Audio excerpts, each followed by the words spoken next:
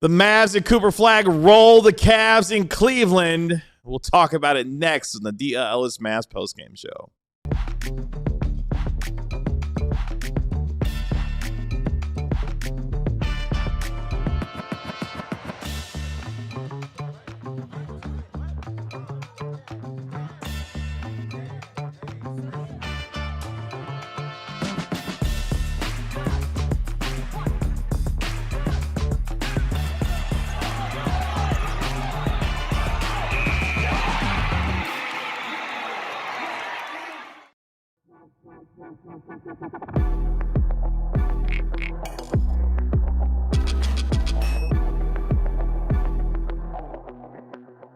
It's the DLLS Mavs post-game show live at our downtown Dallas DLLS Sports Studios. Kevin Gray alongside our DLLS Mavs beat writer Ron Harrod Jr., our DLLS Mavs analyst Bobby Krella. We are DLLS Mavs, your favorite guys, cover your favorite team, especially when they give a damn and try and beat the hell out of the Cleveland Cavaliers today.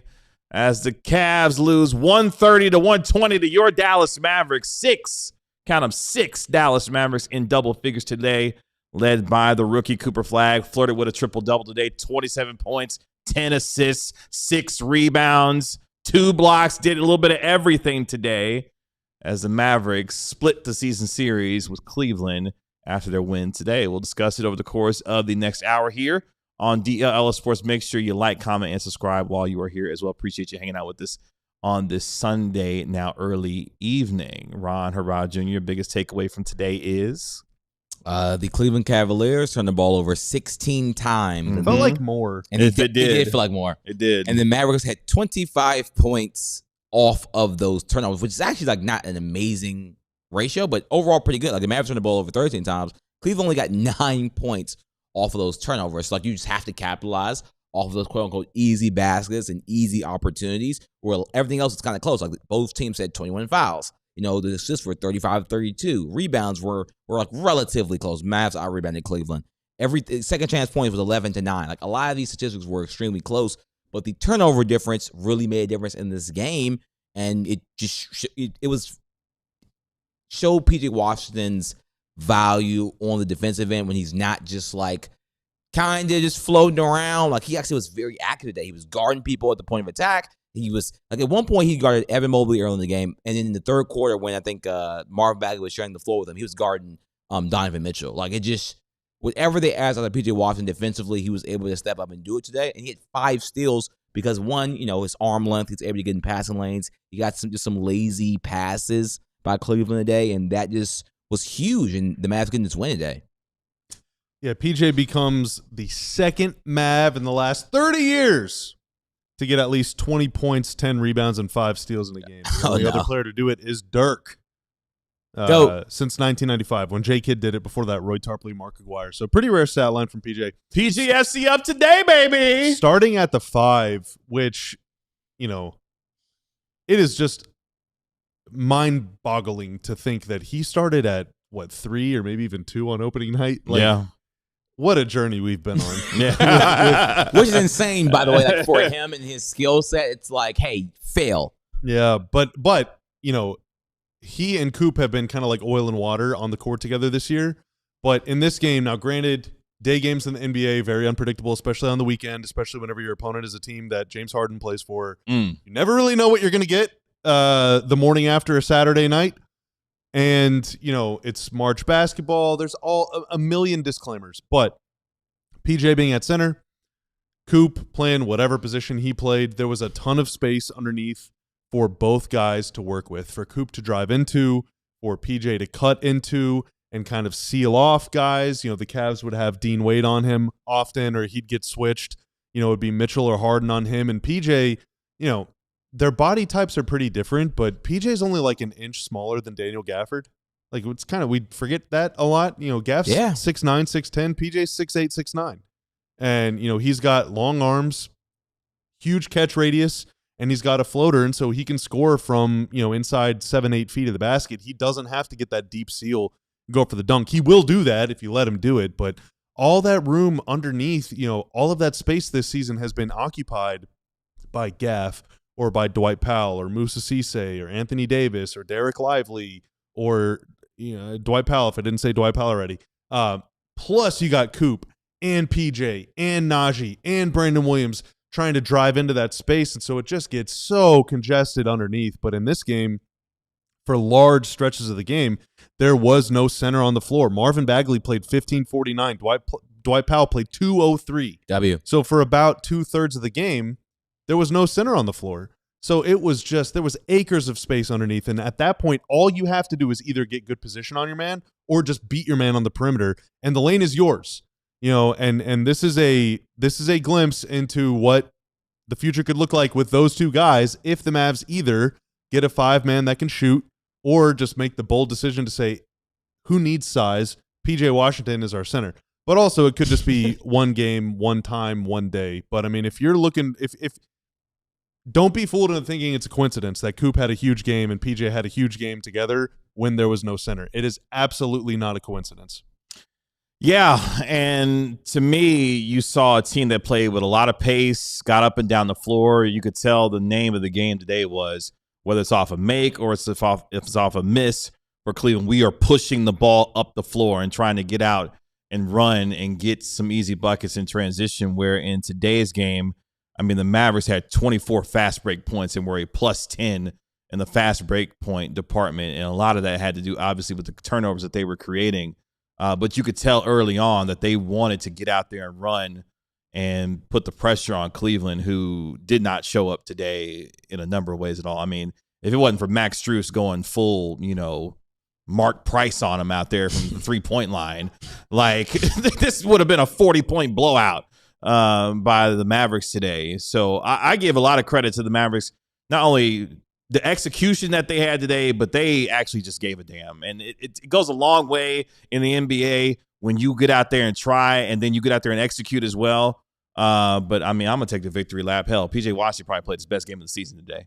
I mean, 20 points, 11 boards, had 5 steals in the first half. Best game in a long time. Yeah, in a long time. Since probably the first month of the season, literally. Yeah, like this was the kind of PJ Washington type of game that you can kind of believe that he can have. A guy where he can hit threes, he can get into the mid-range, get into the lane and be able to finish at the rim, but more importantly, be active and play multiple positions on the defensive end, which he did today. So shout out to him because, been dealing with the ankle injury all year long in the most part, and played well today.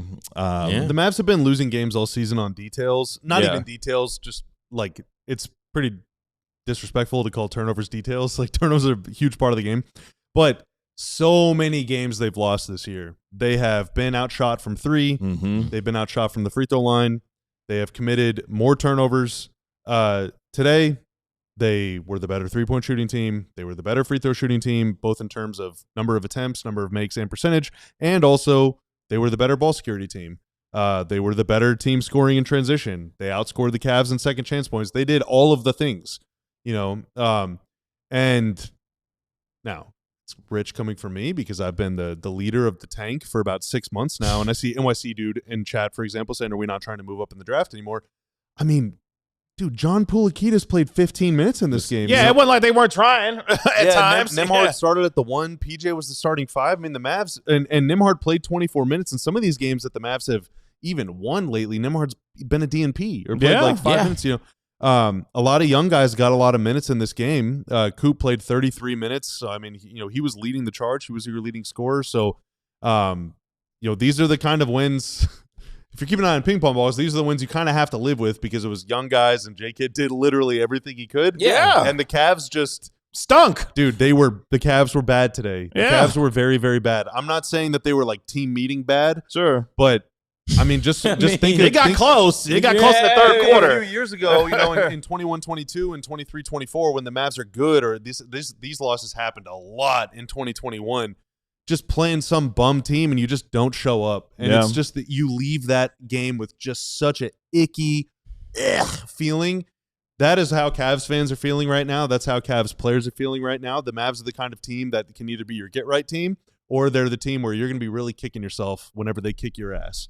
And it's just, I mean, the win is objectively bad for the tank, but there's nothing else they could do. I wouldn't be surprised if the Cavs ripped off 12 of 13 after this. Like maybe, dude. I don't know. I don't know. I say that jokingly because I mean, the Knicks, who got their ass whooped by the Mavericks on Martin Luther King Day in similar fashion like today, all of a sudden they got hot and, found maybe it was kind of a kick in the pants for different them. kind of, well, this is so parasocial, but different seeming kind of culture and mental makeup of the roster and emotional makeup of the roster. And Jared Allen's out for this team. Now, Evan Mobley's Defensive Player of the Year. We understand what Evan Mobley can do, but Allen is also really, really, really, really, really good. And with James Harden, that has been one of their better, pick and roll duos that clearly has kind of affected the team a little bit. Should they lose a game like this regardless of Jared Allen being out? Of course not. They should still be winning games like this. But I mean, just for our dire article, I thought this was the headline: small ball lineup with PJ Washington, Cooper Flagg lifts Mavericks over the Cavaliers, and that just was a story to me. And I wouldn't discount this being a real lineup for next season. I'm not saying this lineup will start games, but why couldn't this lineup close the game for this team? Maybe not Ryan Neymar is the point guard. Maybe hopefully Kyrie Irving's back and he's that guard. But there's no reason why this sort of lineup with a PJ at the 5, Coop at the 4, a Kyrie Irving at the point guard, you find your other two guys. Maybe that's Naji Marshall, maybe that's Max Christie, maybe your rookies in there. Whatever that lineup is to get this kind of spacing. And also, if PJ Washington looks this good as a small ball 5, let me tell you about Cameron Boozer, Mavs fans. If you think this, lineup with PJ Washington look good at the 5, can I interest you in a 40% 3-point shooter that's 250 pounds at 6'9"? I don't know if now's the time to be talking about the top of the draft, man. So I'm just going to leave us at going that. For the playoffs, baby. Play-in, here we go. Let's go. Oh, wow. No. I mean, it's interesting you say that because, we did it, Joe. Bobby, we've seen this over the last, few years. PJ Washington having been acquired a couple years ago. We've seen small ball 5 lineups with PJ Washington in there and what he's been able to do to take advantage of those opportunities, especially when he's been able to knock down shots from 3. He could turn into a bit of a mismatch on both ends, really, because he's strong enough to guard positions 3 through 5.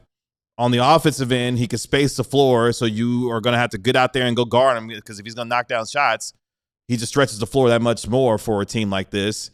And when he's engaged on the defensive end, he's a handful. He's a strong dude who can handle himself on the defensive end. And today was one of those days where he was active, he was engaged, and all over the place, really. So his greatest trait is his versatility at both ends of the floor. Yep. And the same thing can be said for Coop. Now, obviously, they have different skills. They're not the same guy, but they occupy a lot of the same spaces and want to do some similar things. And so, if a guy's biggest strength is his ability to kind of do whatever is needed, it doesn't make a lot of sense to put him in a kind of a box. Mm-hmm. You know?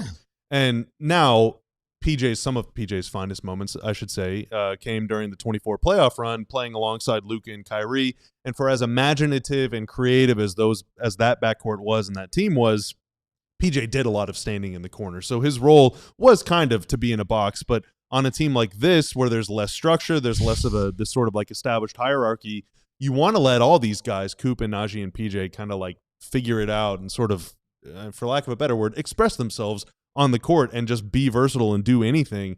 And that's why spending all year boxed in on a team that really has no reason to box anybody in is just so bizarre. Yeah. Now, they loaded up on bigs, and so PJ had to play 3. He had to play 4. They have spent a ton of money on centers and on power forwards, and so those guys are going to be on the court. Obviously, they traded AD, so that's one less player now.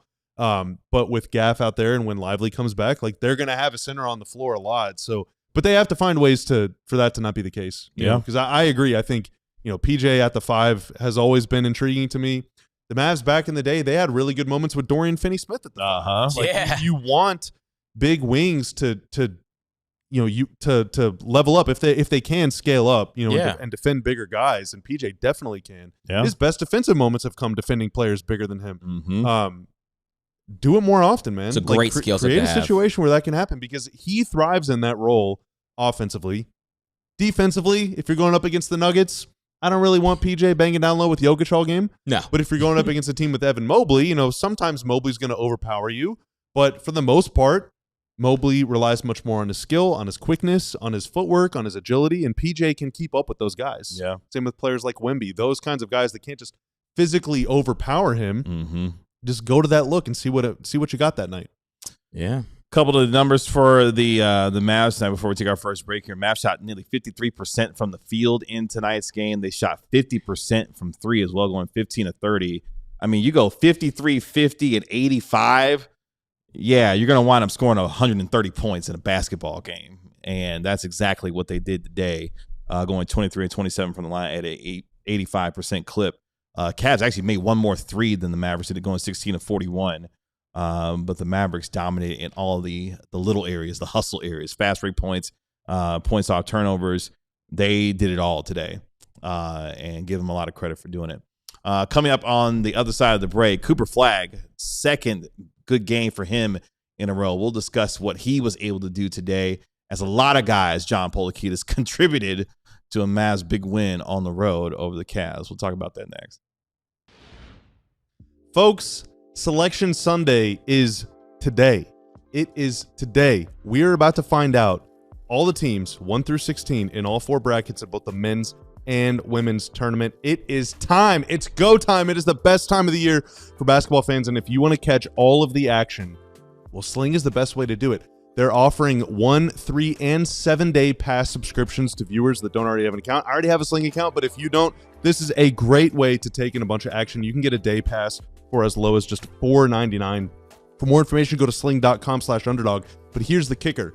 If an underdog in either the men's or women's tournament rated 12 through 16 makes it all the way to the round of 16, then every single person that signs up for a 1, 3, or 7-day pass gets a $1 pass subscription that lasts a day that you can use any time throughout the entire run of the tournament. So don't wait. This is a great deal. Live TV your way.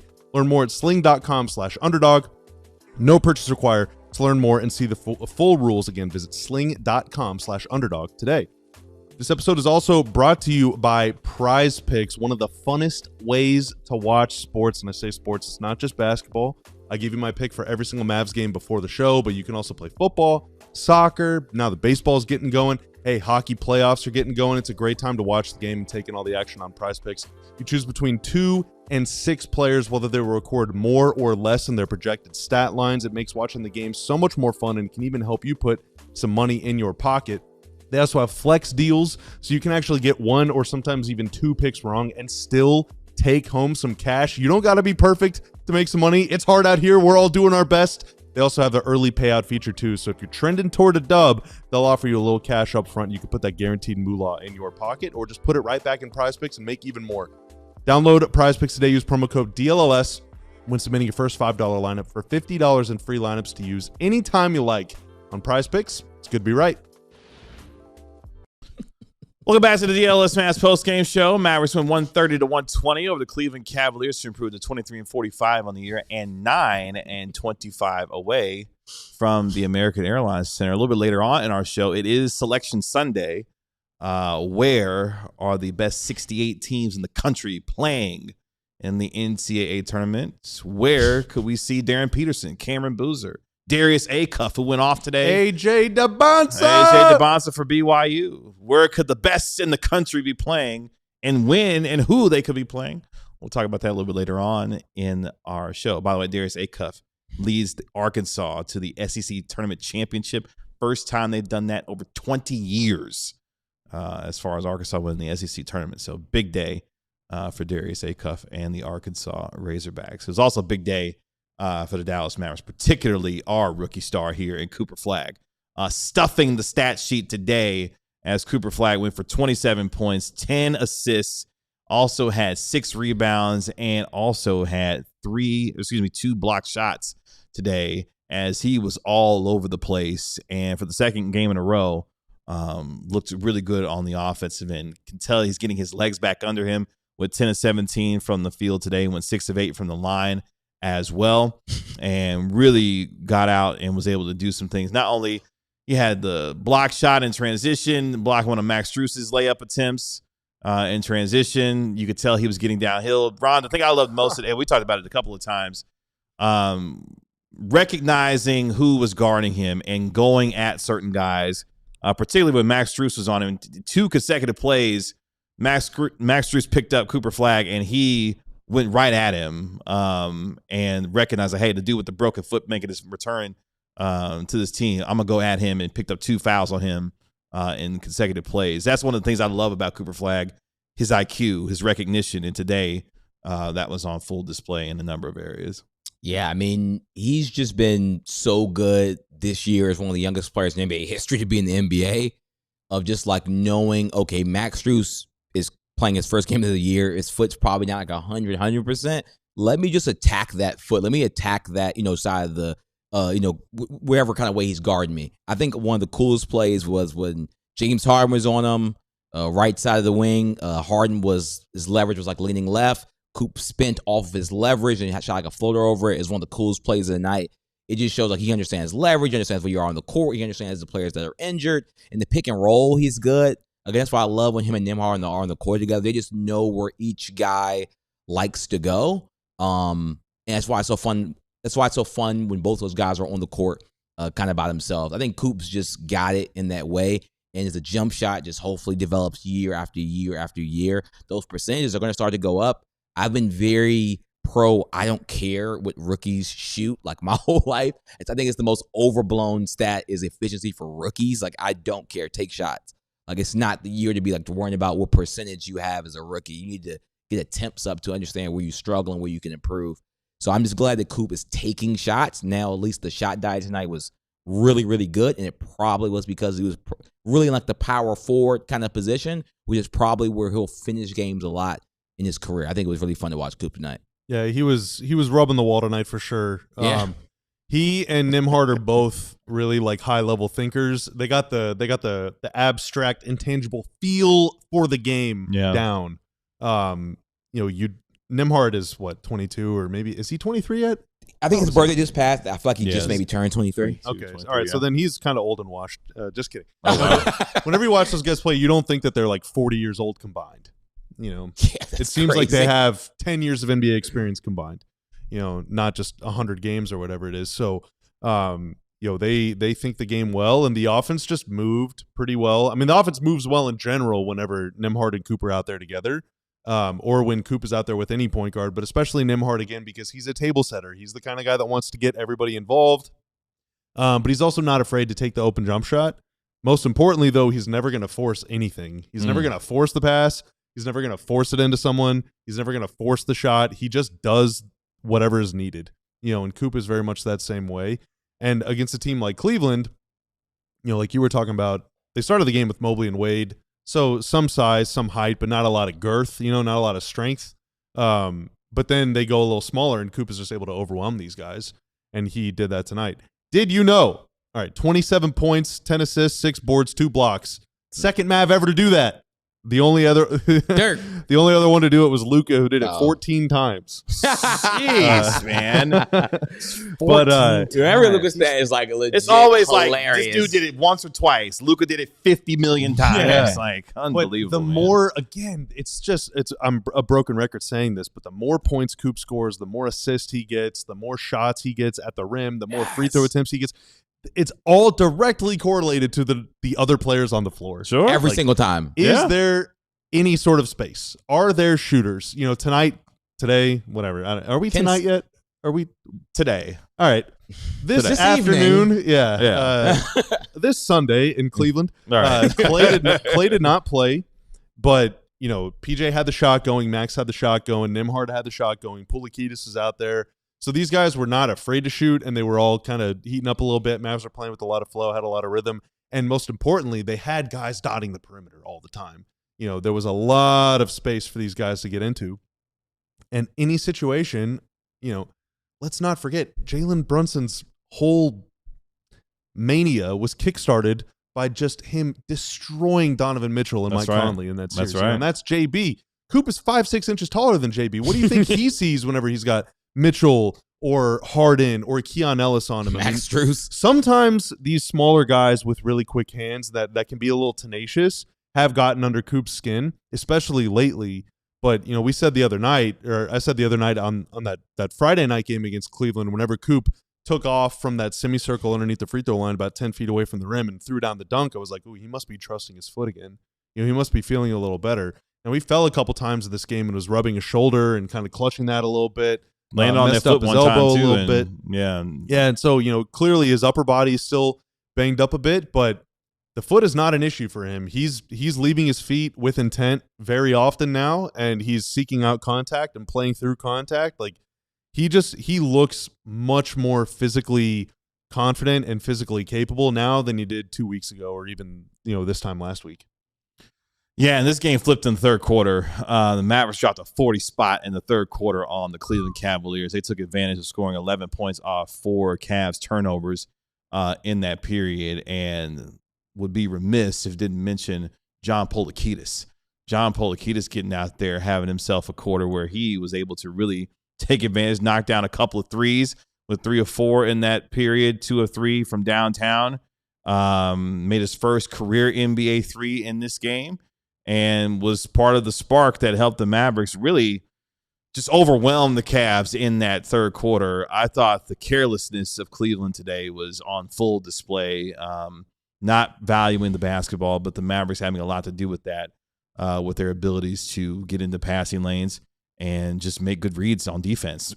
And they were turning the Cavs over and getting out in transition in that period, where they were able to score another 6 fast break points in that period. So, did you know John Poulakidis' grandfather was born in Sparta? Oh, wow, really? Like from the movie 300? This dude is a Spartan. Oh, wow. We got to call him the Spartan. The Spartan. Says, okay. We have to. Max Christie's the Michigan State guy, though, isn't he? He might get. He did go to Like, Michigan State. We'll see Yeah, if he's a real Spartan. Right. not a fake Like, Spartan. Actual Spartan. But yeah, wanted to make sure I mentioned John Polakidis, who came off the bench today and gave them a real spark in those 5 minutes there in that third quarter. That was fun with Poulakidis did. He had those 2 threes, man, contested midi. Pull up, man. Just go ahead and do what you do, man. Knock down some threes, take them, be confident, and make it happen. So I think that was probably the most fun part for me about today's game was everybody had a hand in it. Everybody had a hand in it. Naji had 25 points, 7 assists, was making things happen. We talked about the games that P.J. Washington and Cooper Flagg each had as well, but everyone had a hand in today's game, and that's the kind of effort that you need to beat we think a good team in the Cleveland Cavaliers, who, I mean, look, just 48 hours ago, the Cavs ran up in here and dropped a 33-point beatdown on the Mavericks and looked every bit of a team that, maybe this is a team that could find themselves getting out of the Eastern Conference. And then they put up a game today where couldn't hit the broadside of a barn from 3, couldn't protect the ball. I don't know what the hell Donovan Mitchell was on at points today. Foul baiting like crazy. It's like, dude, just go up there and go do what you do, man. Get to the rim and make it happen. He was playing like he mixed up his gummy vitamins with something else. Yeah, I don't know what was going on, man. Harden was abysmal today. We've all done it. Yeah. All right? We've all done it. But the two of them set a nasty tone for the Cleveland Cavaliers. Harden was pure foul bait like the whole game. Yeah, it was from James. James took basically tonight no real jump shot. Everything was let me try the foul bait, get to the lane, try to get a good matchup. If he essentially, which sadly before Jimmy Butler's injury, I felt like he was doing this a lot too. If they don't have that good matchup that they want, they will not get a good shot at this point in their career. It's just not happening because of the age, the mileage. They can still do a lot of good stuff to help you win. When think back to Friday, whenever Donovan was styling, he had those back-to-back, kind of the high. What did they call it? I have no idea what that's called. Spider step. The spider step. Spider step. Where he brings it way up. Spidey senses. Yeah. Both those happened in the open court. Yeah. And the Mavs did commit some turnovers in this game, but for the most part, Cleveland's offense was stuck in the half court. Mm-hmm. Now, they still scored pretty efficiently. I mean, it was like a horrible game from Cleveland, and they still had an offensive rating that's 10 points better than the Mavs' for the season. So, there's levels to this. But in the half court, dude, the Mavs have had a pretty good half court defense for most of the season, regardless of personnel. Just Harden and Mitchell they were abysmal today. They were invisible, but they were too bad to be invisible. They were noticeably absent. Yeah. And Evan Mobley, who again is a defensive player of the year, showed you probably why he's a great small ball 5. He kind of pissed me off today. I'm not gonna lie to you. A whole game at Mobley at the 5 is still tough, and that really sucks. It's him and Jaren Jackson Jr., especially for Team USA standards.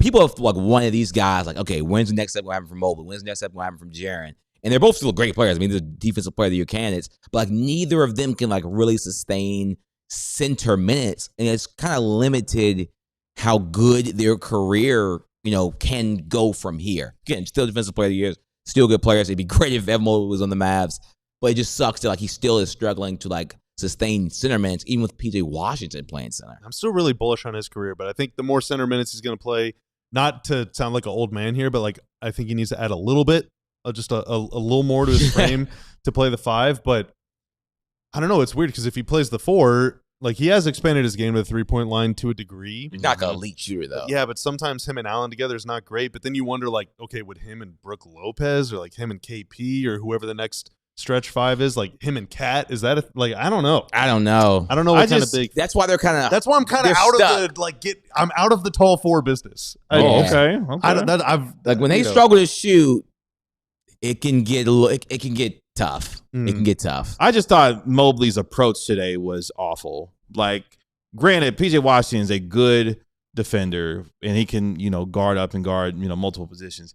But damn it, you are damn near 7 feet. Get your ass on the block and go dominate somebody, man. That's not how they run their offense. No, I know. I'm just saying, But I'm just saying, after what we watched on Friday. Be like, yeah, clear out, dump it into No, he's like, dude, I'm going to get these free throws. Well, I'm saying, right what did we see on Friday night? Like, they gave it to Mobley consistently. Well, yeah, he was giving Bagley the work. And he was giving Dwight Powell the work. The Mavs were like, I'm not playing those guys tonight. Yeah, like, exactly. He's faster than those guys. Like, none of those guys is going to be on there whenever Mobley is. Yeah. Like, I think almost all of Bagley's minutes came whenever Mobley was out of the game. Was off the floor, for sure. He just couldn't guard him, and it's like a foot speed issue and a size issue. But PJ Washington, again, is smaller, but he can move his feet well. So you have to just really just consistently bully him, and that's just not Evan Mobley's game. Just like it's not Jaren Jackson's game, and it really wasn't Wemby's game really until this year. And even Wemby to this day can still struggle when like a PJ Washington type player is on him, which is why opening night when they had all centers guarding Wemby, I was like pulling my hair out. Because it made no sense when the whole league, like Dylan Brooks has literally said, work like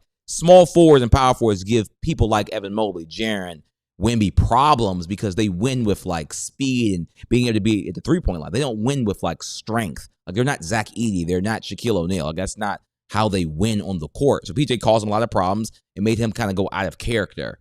And that's what caused, like, again, he still had a good game. I'm not going to act like Evan Mobley sucked in this game. He probably was the best Cav besides Max Strus. No, they should trade Max him to the Strus Mavs. is the best. Yeah, I'm not good. I don't want to go too far. People are like, oh, Evan Mobley's the bad boy. Like, Evan Mobley played really good. He would be great on the Mavs.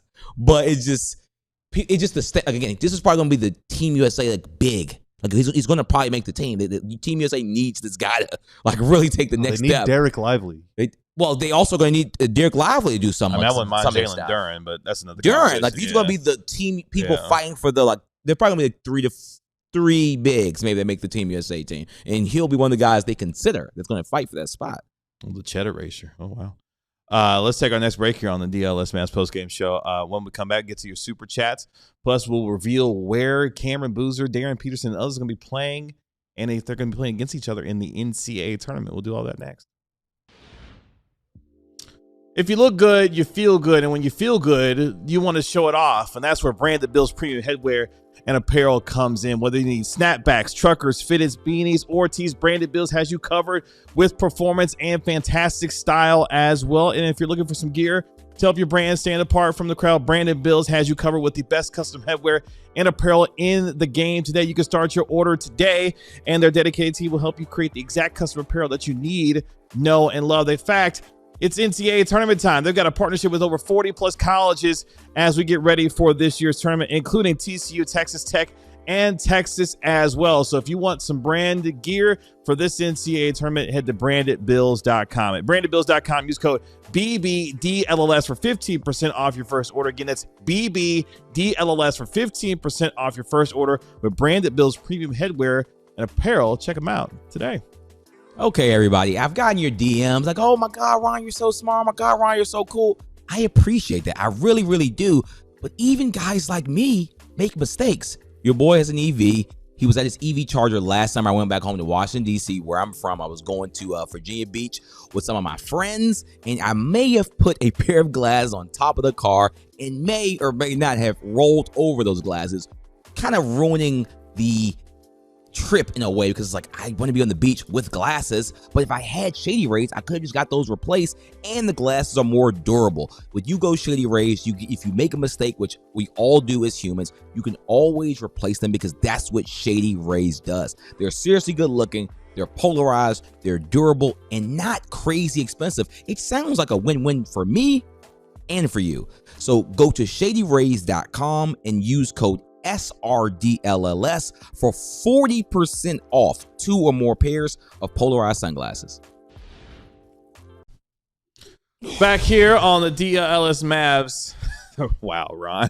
You doing some heavy It's lifting. getting a little cold in here, man. Oh, wow. It is actually getting a little chilly. Appreciate y'all hanging out with us here on our postgame show. Make sure you like, comment, and subscribe to DLLS Sports while you are here. Ron, let's get to the super chat we've got here. Shout out to, I believe that's Linesso with the $2 super Lil chat. Nesso. What a game. The $2 super chat. What a game. I'll take it. Was actually a fun watch. Really, it's good. Salute. I mean, let's be honest. The Mavs have been beaten down a lot this year. Yeah. And they've really only beaten down in recent times. They've only beaten down Utah. They beat down the Knicks one time. Yeah. That's kind of it. A lot of their wins have been kind of by the hair of their chinny chin chin. It is kind of nice to just spank a good team every now and then, you know? Yeah. I mean, some of the most. We all love a good spanking. Yeah, the more quality wins that they've had this year. I mean, they beat up on the Knicks on MLK Day. They beat up on the Cavs today. I think arguably their best win of the year was here in Dallas when they beat Nikola Jokic and the Denver Nuggets, and Coop went off that night. Yeah, right? I missed that. That was game. a fun game, man. Like, that was an unbelievable game that Cooper Flagg had. And hell, they did it again, or they did it when they went to Denver and beat them too. Like, Yeah, they beat them down pretty good up there. The Yeah, Mavs they are a beat 'em, very yeah. funny team in that way. Where they have like a couple of wins, but we can like debate, like rank the good wins this season. It'd be like 5 really good wins they'd have. I mean, well, let's try to pull it real quick. The power rank, the best wins of the year. I mean, I'll go with the best beat 'em down game was probably on the road in Denver. Like, It's a good win. that's a really good win. Ryan Nembhard That was a good one. Ryan Nembhard was unbelievable. The And Knicks Cooper one was Flagg good. So yeah, I would go. The Probably Knicks one was really funny because they had a meeting. After, They you know, literally would that have was team a meetings in the game. middle of the game. Yeah. Yes, like Yeah, so I think that's number 2 just based on comedy alone. Yeah. You know? This was a good win because I don't know, like this game is gonna be so dependent, like where the heck does Cleveland finish in the playoffs? Is this like a first round exit team, or is this like a team that goes to conference finals? We have no clue as if today. I think they're going to wind up hanging on for a top 4 seed because, I mean, Orlando and Miami, I mean, they got a little ways to catch them, but let Charlotte roll in there. Why so not? they beat Houston by 13 once. I don't know why I just completely I that forgot was in- that. that was glitched in there Houston? as I was trying to say. So they beat Houston by 13 and they beat Houston by 6. Really? I could have sworn that they beat Houston like down pretty bad both those games. Did Houston have a comeback at the end of that? Maybe other like game? a little comeback at the end or something. does a 13-point win in Houston? No, in Dallas. They lost both games in Houston. Yeah, I think both games I went to. They lost. I'm seeing here in my notes that the Mavs beat the Pistons in overtime earlier this season, which I had completely forgotten. Was that the about. Mexico City game? No, that was in Dallas. Oh, they did. That's right. Oh, Yeah. I Oh, forgot that's when about Kane that. took that That's when wild Kane- shot. That's Yeah. right. Yes. Kane was like, that's right. Oh, they lost to Mexico City too. Bink. That's right. Oh, I forgot about the Pistons game. That's how you know this. Like the Was that in the span NBA where they season beat is like so the long. Heat and the Pistons? Like they beat the Heat in that span too. I think. If I remember I think so. right. Dang, this season is like the NBA season is so long. Like that Pistons game feels like a century. That feels ago. like a wow. That's the December difference 18th. between like. This is not even 3 months ago. I know. I know, but it feels like it was. I know. It's It feels a so- lifetime ago, man. That's why I feel like NFL, NBA, because like the amount of games the NFL has is like so little that like you could probably week 3 like. Coop was going bucket for bucket with K that night. But yeah, I would say that the top 3 road wins, the one against Denver on the road, the Knicks one. Actually, I'll put this one above the Knicks one. Oh, wow. No, I'll take that back. I'll go with the Knicks one above this one. So I'll go the Nuggets road win, the Knicks road win, and then today's road win as the 3 best road wins of the year. 75% of their wins Hell, this they've only season won have been 9 against of them, teams so- that are in the top 4. Like they Yeah. have Which more is they have more funny. good wins than the Wolves. You know, like it's unbelievable. Yeah. I mean, Hilarious. I don't know man. if the Wolves are actually good. I don't know. Hilarious. They're not bad. man. I just don't know if they're actually good. But it just again it lends credence to like, you know, first off, anything can happen in the NBA, whether Sure. you're a good team or a bad team. Yeah. You can still win almost all the time unless you're the Kings or the Wizards. I'm sorry. But also, hell, the Kings just beat the Clippers on the road last night. yeah, but I mean, Who have the Wizards beat? And they No were one. trying. The Clippers were trying the last night. Mavs they're close. I know sometimes it feels like you're wandering in the desert. You don't remember where you came from. You have no idea where you're going. You don't remember the last time you had a good meal. Sometimes you don't even remember your name. But I promise you, just over that hill of sand, all right, that ever-shifting hill of sand, Waterfall. there is an oasis. Right? The Mavs are close to being good. They're close to being a good team. A couple things need to fall right for them in between now and then, but they're close, man. They have the ethos. They still have that mindset. They still have that approach. I think that earlier in the year, a lot of fans were probably kind of began to accept that, like, yeah, this is just a hard-playing team, and some of that is systemic. Some of that comes from coaching. Some of that comes from the sort of the attitude instilled by the powers that be or whatever. I mean, I think they have a lot of brain power. They have a lot of talent. They need more. They do need more, but they're close to being good, man. Did Max not play good tonight? He's all He right. was okay. I mean, Max was 3 of 4, 2 of 3 from 3. I mean, he wasn't like loud. Yeah, it wasn't like. yeah, I super mean, I guess he played impactful, 29 minutes. He only took 4 shots, but I'm be honest with you, everybody. Matt Christie, in next season standard, should 7 shots a game. It's not going to be anything drastic. Now, I'm pretty sure here and there he'll take big shot nights, but his role will be you have to account for him, guy. Just providing spacing on the floor, even if he's not taking shots. That's a very, very, very valuable skill set that sometimes doesn't even show up on a stat sheet. Him being out there, you have to respect him. When Klay Thompson was shooting 28% from 3, the first 3 weeks of the season, while it sucked for Mavs fans, teams still guarded Klay Thompson he was shooting 50% from 3 because he has the respect of this guy can get hot anytime, and you don't want to be the team that lets him get hot. Max Christie's not Klay Thompson, but he's gotten the respect of the league where teams are now hey, that guy in the corner, you got to pay attention to him, and that's a valuable skill set, even if he takes no shots in the game. And the Mavs were playing through Kupa. So first off, they were playing through a point guard. So they had Nimby out there, but they were playing through Kupa a lot. Naji had it going. PJ had it going. So Max was the 5th most important starter. And there are against some kinds of defenses, on certain nights, whenever guys have it going, the shooter is the least involved guy, which is fine.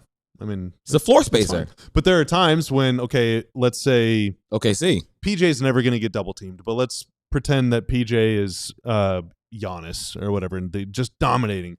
Well, they're going to have to double off someone to go help that guy, and so that's the value of having 2 or really 3 shooters on the floor. You can't double off him. Can't. You're a defender. You can't leave Max. You just can't do it. That's why OKC sucks to play because it's okay, let's double SJ. Oh, wait, there goes Isaiah Joe. Yeah. It's 42% from 3 for season. There goes Jerry McCain. You gotta hope Caruso or Case and Wallace or Dort misses, and that's tough, man. Then they're crashing the boards too. Yeah. So let's let Jerry McCain miss the shot. Okay, well Caruso's gonna bang his head on the backboard trying to get a rebound. And that's another thing about tonight. PJ 5 offensive rebounds. Yeah, because he was chilling in the corner and guy shooting it from over here, so his defender's looking the other way, and then PJ's just slipping right crash. Yeah, you don't have to grapple for positioning down low like in the olden days. The best. I shouldn't say that. Many of the best offensive rebounders in the league are just soaring in from 20 feet away. Amin Thompson's so good at that with the Rockets. I remember I went to the Houston game.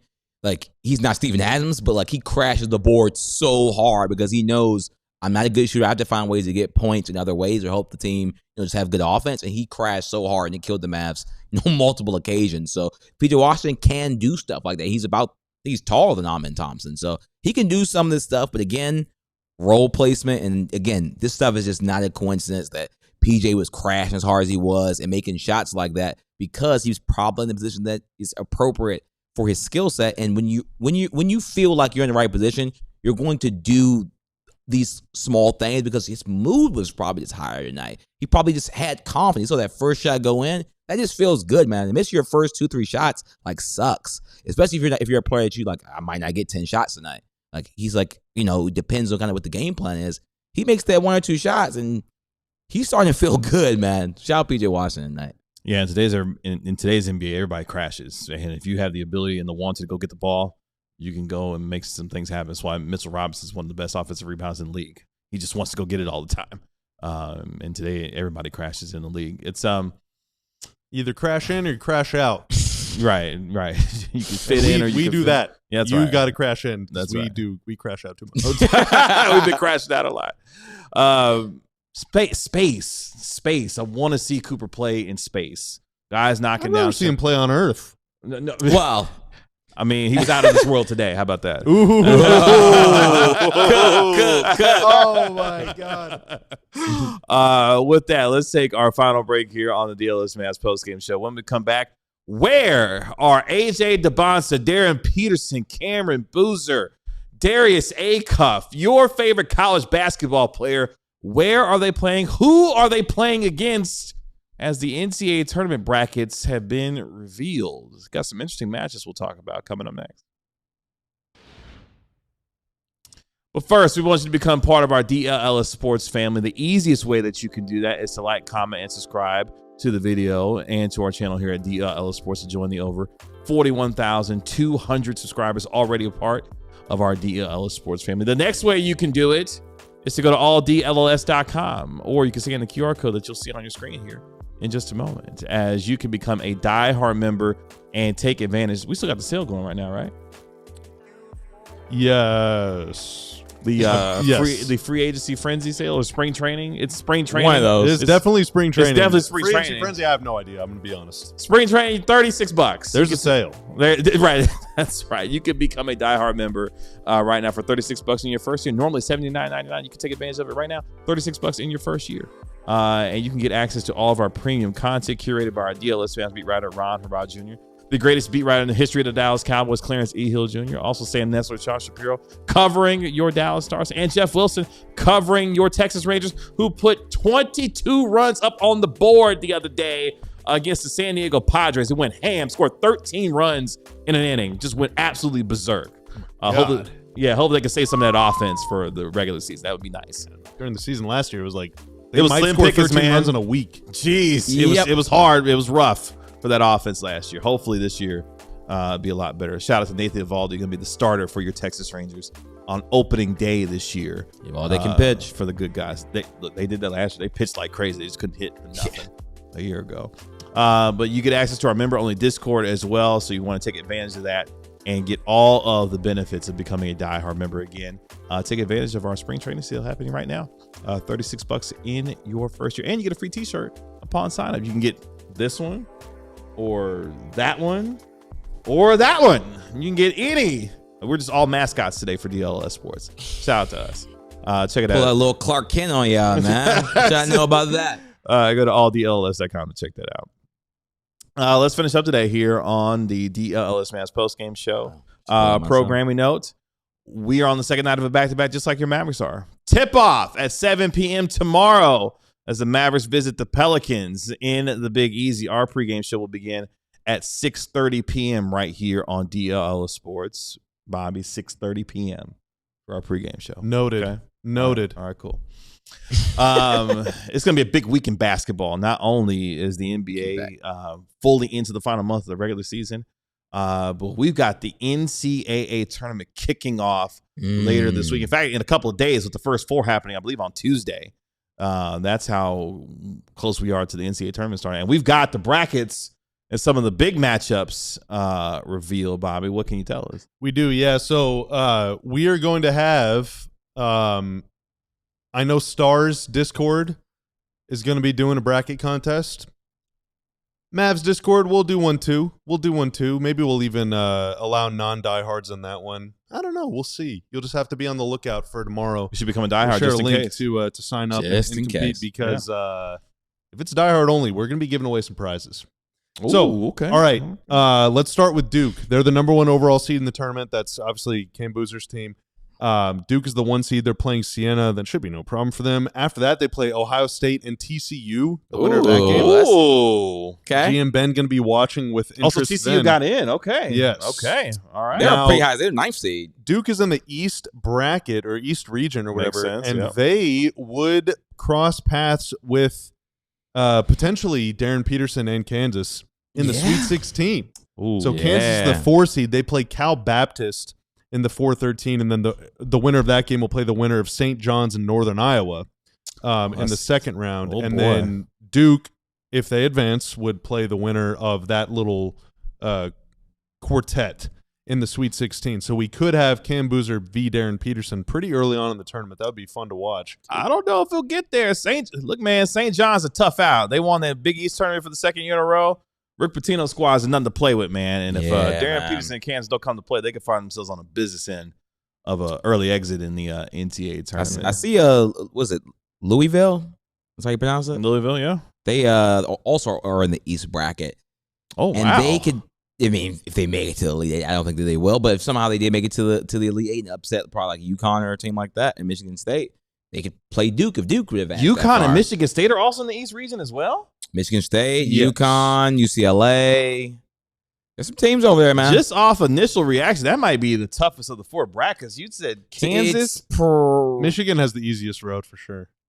Oh, wow. Let's look at the South though. Okay. So I'm trying to think of guys that are going to be up there in the top 8, top 10 for the Mavs. So in the South, let's start with number 2, Houston. It's Okay. obviously Kingston Fleming's team. Yeah. The number 3 seed in the South region is Illinois, which is Keaton Wagler's team. Okay. Ooh. And in the event that those two teams meet, it would be the 2v3, which would Elite be Eight. Sweet 16.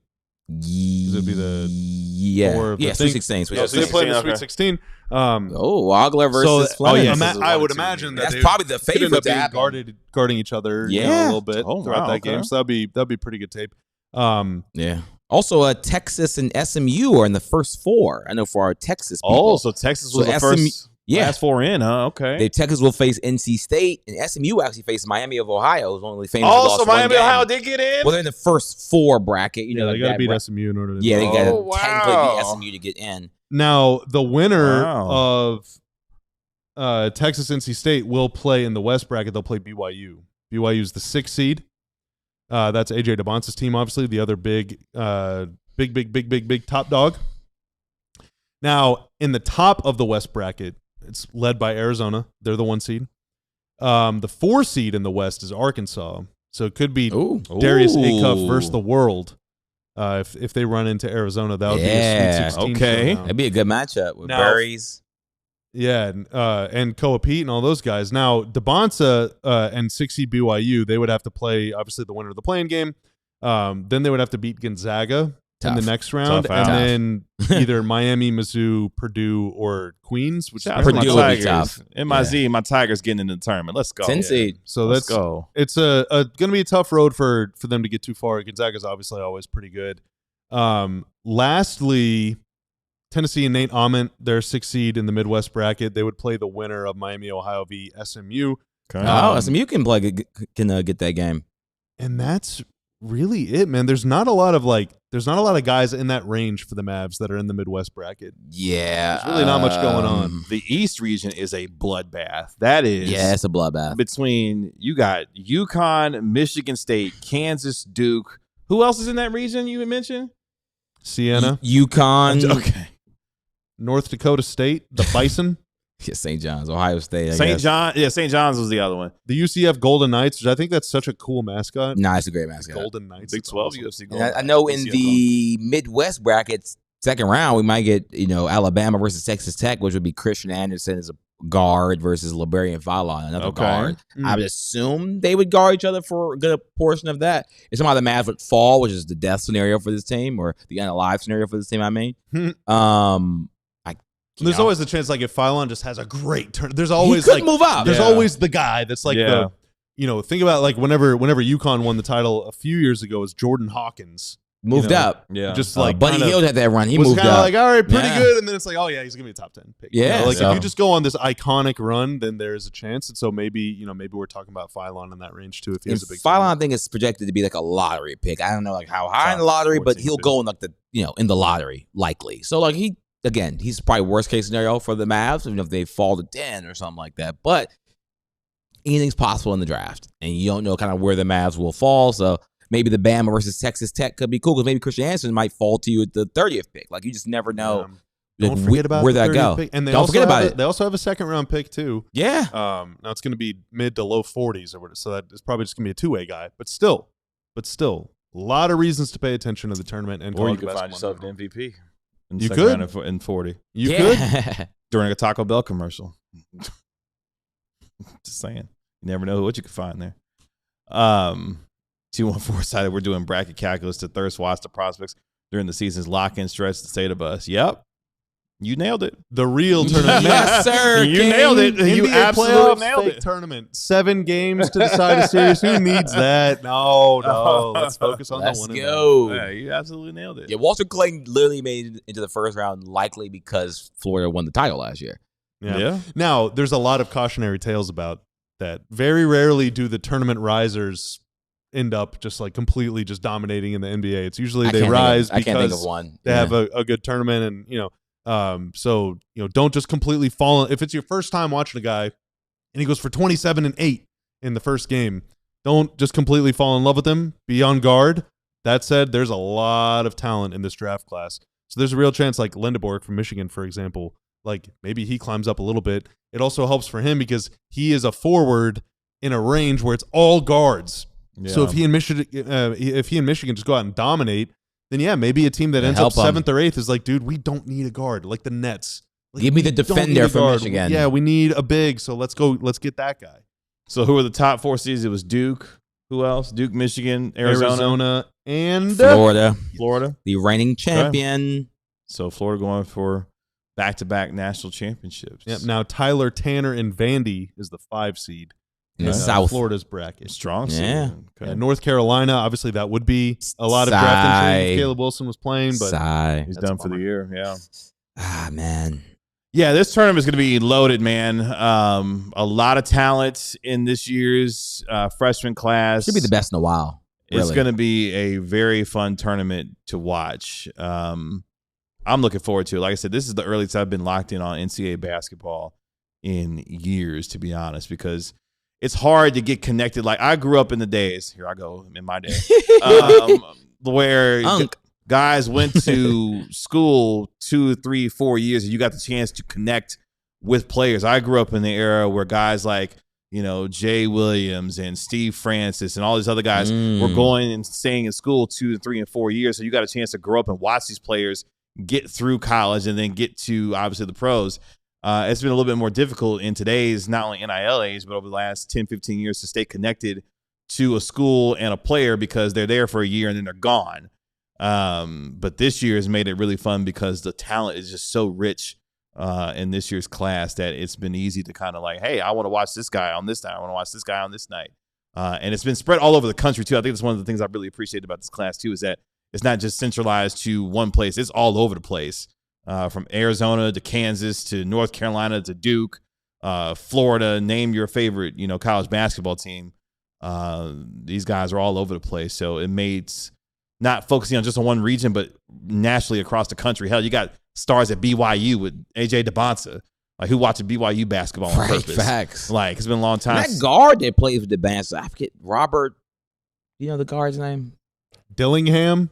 No. Whoever's the point guard for BYU, like, that's the guy, like, second round, scrappy guard that can do some fun stuff. Like, I think it's Robert Wright the third. I think that's his name off the top of my head. He can play. I'm interested to see that, but he's going on Twitter to see people's reaction.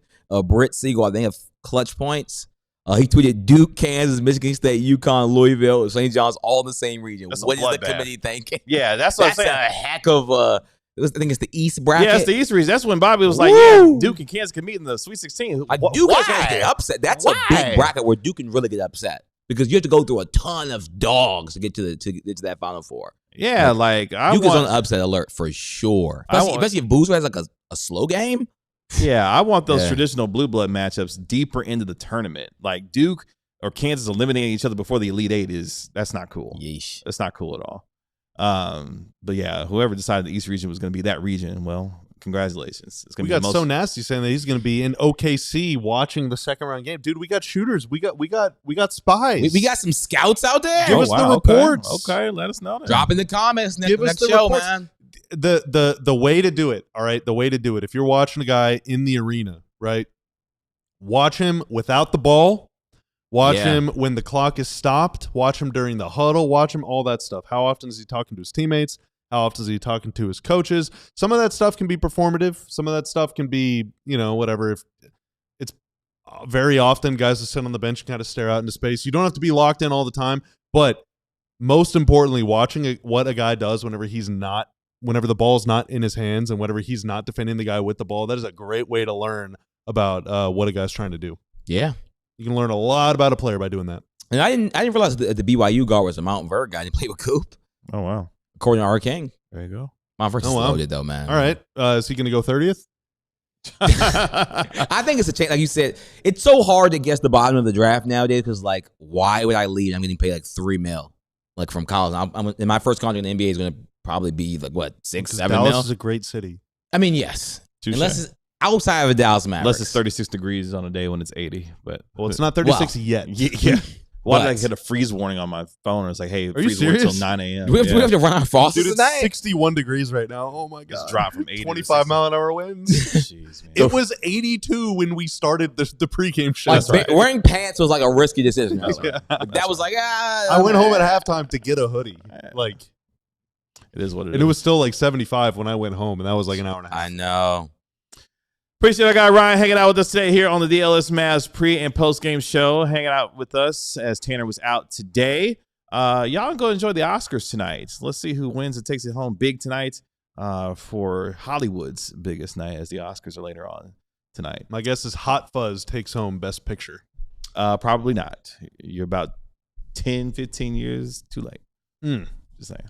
Maybe next time. Maybe next time. Shout out to our guy Ryan, making us look good and sound good as always. Appreciate you, sir. We will be back tomorrow. We're on the second night of a back-to-back with your Mavericks as they will play the New Orleans Pelicans in the Big Easy. Tip-off at 7 p.m. Our pregame show will begin at 6:30 p.m. right here on DLLS Sports. Make sure you tune in with us tomorrow as the Mavericks get a big win today, 130 to 120 over the Cleveland Cavaliers. That's our DLLS Mavs analyst, Bobby Krill. That's our DLLS Mavs beat writer, Ron Harrod Jr. My name is Kevin Gray. We are DLLS Mavs. We'll talk to you tomorrow at 6:30 p.m. right here on DLLS Sports. Y'all be good. Peace. Jump around. Oh, let's go. Party. Jump. We all silly like the mayor.